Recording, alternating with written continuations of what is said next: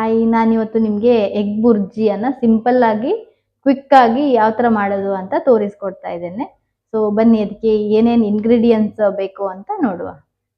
ಇಲ್ಲಿ ನಾನು 2 ಮೊಟ್ಟೆ ತಗೊಂಡಿದ್ದೇನೆ, ಹಾಗೆ ಸಣ್ಣದಾಗಿ ಕಟ್ ಮಾಡಿದ ಟೊಮೆಟೊ, ಈರುಳ್ಳಿ, ಹಸಿ ಮೆಣಸಿನಕಾಯಿನ ತಗೊಂಡಿದ್ದೇನೆ. ಹಾಗೆ ಬಾಣಲಿನ ಸ್ವಲ್ಪ ಎಣ್ಣೆ ಹಾಕೊಂಡು ಬಿಸಿ ಮಾಡಲಿಕ್ಕೆ ಇಟ್ಕೊಂಡಿದ್ದೇನೆ. ಬಿಸಿ ಆದ ತಕ್ಷಣ ಸಾಸಿವೆನ ಹಾಕೊಂಡಿದ್ದೇನೆ. ಸಾಸಿವೆ ಸಿಡಿದ ತಕ್ಷಣ ಕರಿಬೇವಿನ ಸೊಪ್ಪನ್ನು ಕೂಡ ಹಾಕೊಂಡಿದ್ದೇನೆ.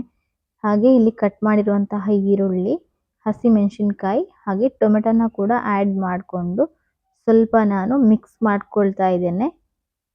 ಸ್ವಲ್ಪ ಮಿಕ್ಸ್ ಮಾಡಿಕೊಂಡು ಇದಕ್ಕೆ ಇವಾಗ ನಾನು ಉಪ್ಪನ್ನು ಆ್ಯಡ್ ಮಾಡ್ಕೊತಿದ್ದೇನೆ. ಉಪ್ಪನ್ನು ಆ್ಯಡ್ ಮಾಡಿಕೊಂಡು ಸ್ವಲ್ಪ ಮಿಕ್ಸ್ ಮಾಡಿ, ಸೊ ಟೊಮೆಟೊ ಸಾಫ್ಟ್ ಆಗೋ ತನಕ ವೆಯ್ಟ್ ಮಾಡಬೇಕು. ಟೊಮೆಟೊ ಸಾಫ್ಟ್ ಆದಮೇಲೆ ಅರಿಶಿನ ಹುಡಿ ಹಾಗೆ ಮೆಣಸಿನ ಹುಡಿ ಹಾಗೆ ಸ್ವಲ್ಪ ಪೆಪ್ಪರ್ ಪುಡಿನ ಹಾಕ್ಕೊಂಡು ಮಿಕ್ಸ್ ಮಾಡ್ಕೋಬೇಕಾಗತ್ತೆ. ಸ್ವಲ್ಪ ಮಿಕ್ಸ್ ಆದಮೇಲೆ ಇವಾಗ ನಾನಿಲ್ಲಿ ಇದಕ್ಕೆ ಮೊಟ್ಟೆನ ಕಟ್ ಮಾಡಿಬಿಟ್ಟು ಹಾಕ್ಕೊಳ್ತಾ ಇದ್ದೇನೆ. 2 ಮೊಟ್ಟೆ ತಗೊಂಡಿದ್ದೇನೆ. ಸೊ 2 ಮೊಟ್ಟೆನ ಇದಕ್ಕೆ ಕಟ್ ಮಾಡಿಬಿಟ್ಟು ಹಾಕ್ಕೊಂಡು ಸ್ವಲ್ಪ ಮಿಕ್ಸ್ ಮಾಡ್ಕೋಬೇಕು. ಇದು ಡ್ರೈ ಆಗೋ ತನಕ ನೀವು ಮಿಕ್ಸ್ ಮಾಡ್ಕೋಬೇಕಾಗತ್ತೆ.